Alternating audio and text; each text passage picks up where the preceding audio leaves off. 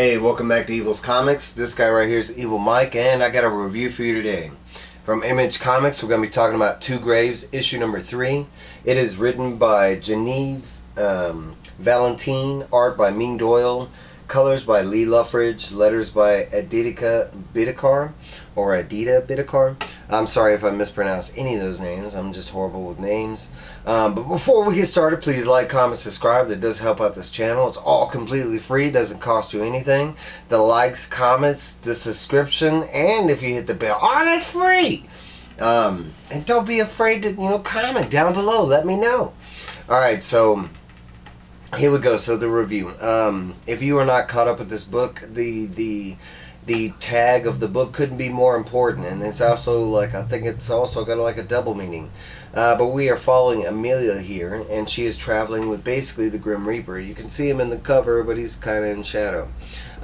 He's not titled as the Grim Reaper, but he's basically Death, a Soul Reaper. They got different names, but basically he is a being that comes to, ferry the soul on to the next place. Well, what's different about this book? Well, for some reason he came across Amelia, who was dying, and for some reason he did not take her soul on to the next place. He kept her, basically gave her more time.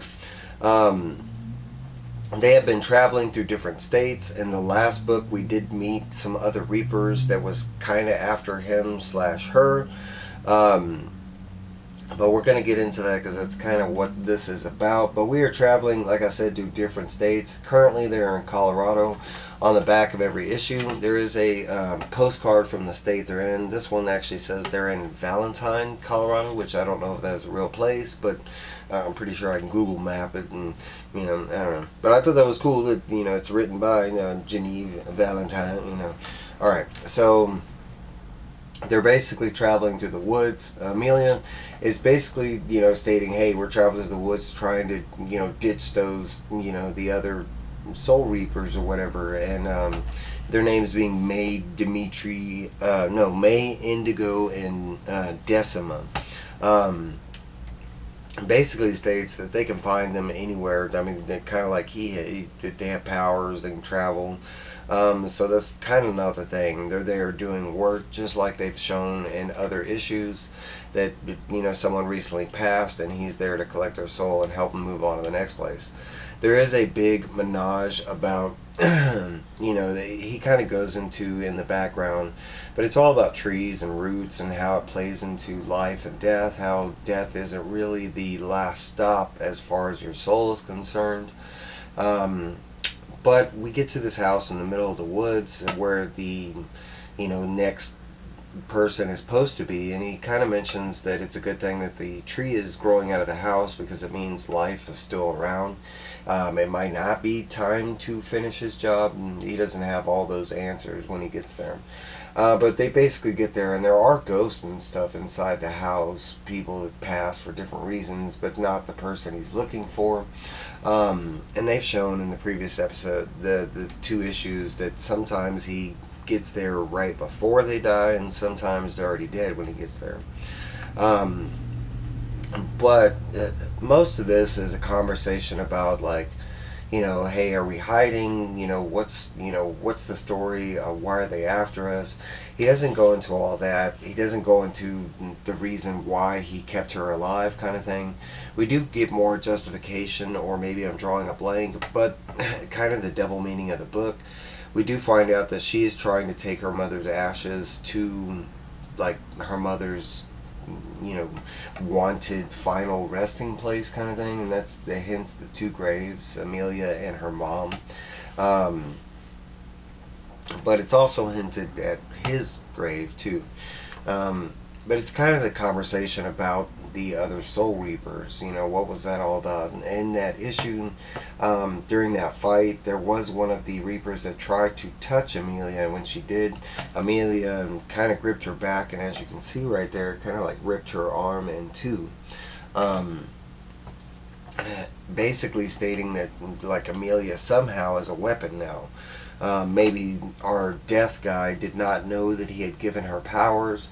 But they've kind of shown since the end of the first issue, they show her floating off the edge of a cliff, like she couldn't die now if she wanted to. But they also showed her during that fight, her grabbing that girl and just her arm kind of bursting out. They do show a scene where while she's questioning him, she gets really close and she touches, like almost touches him, and you can see there's some kind of reaction that happens just, from her getting close. The word gun comes into play, and not a real gun, but her, kind of the power that she has.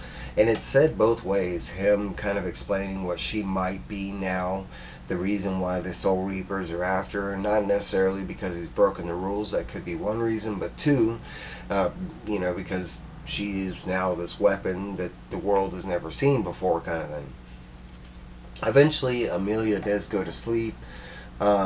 She does get some rest, kind of thing, and we kind of jump to the next, the part of the story that drew us to this cabin. And when he goes outside, we do see that there are all these wolves that are waiting. Amelia wakes up due to the howling and that kind of stuff.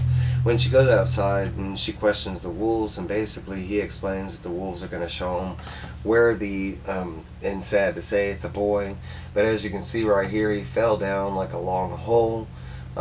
This whole town has been looking for this boy, and that's why they can't find him. It's like this little bitty hole that he fell down. Now with Amelia being there and still in the land of the living, kind of thing, she screams out for people, and eventually the search party that wasn't too far away do show up. They start questioning. She is, like, it's not stated, but you kind of get the sense that he gave her this script to kind of give them. Eventually they walk away and they go over to a car. As they go over to the car, it's expressed that they are going to steal the car. And Amelia kind of feels bad for a second, and he's like, look, they're not even going to remember you. It's the state you're in. They're not even going to notice that the car is gone for a while. The officer will try to remember, but there's something going on with what Amelia is currently and what he is, he's deaf. It was kind of expressed that you couldn't really see him even if you wanted to, unless you just had this mythical belief in these type of things. Eventually, after stealing the car, and there is one scene that I kind of split over. It's not super important. We already know what's happening. But they do show the other Soul Reapers or demons or, whatever. They haven't given them a title, but they're chasing them. They do get to another town where they do spend the night. Eventually, Amelia does get some more sleep. She is woken up kind of in the middle of the night. And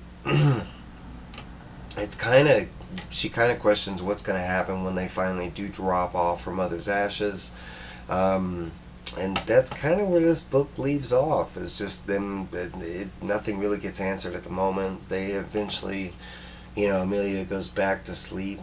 There is 3 more pages, and this was, I think it started in the second issue, and it's called the Columbarium. But in here, it's all about the matters of Australian cemeteries and how they deal with cemeteries, and how, like, if even if you buy a plot of land or a grave, technically you don't own it. Eventually, like, after you kind of fade away in existence, where no one remembers you or comes to visit your grave just goes back to the state or the city, or so technically you never own your grave. At the very end, they kind of compare the things to America standard on how we have cemeteries and this and that. But talking about how cremation is a better way of, that way the state, city, country, kind of thing never owns your grave, kind of thing. But that is where the issue leaves us off. They do give us a little picture of the 4th issue, which is already out. I've already purchased it. It's sitting over there. The review will come soon, but that's all they give us right now. Let me know your thoughts down below. There's a lot going on with this book, especially as we get closer to the end. I don't know how many issues this is supposed to be, but I want to say it's probably a 6-issue miniseries. maybe 7 at the most. I don't know for a fact, don't quote me, but there's a lot going on, and especially as we're getting closer to her dropping her mother's ashes, what's going to happen, especially now we're getting to the point where this girl might be a weapon that goes beyond death. Like, that's kind of crazy. Let me know your thoughts down below. Are you reading this? Are you digging it? Or are you not? Did you pick it up and you like already dropped it? Let me know. Alright guys, that's my review. I'll let you go. I will see y'all later. Have a great night, and guess what? Happy Valentine's Day, guys. Yeah!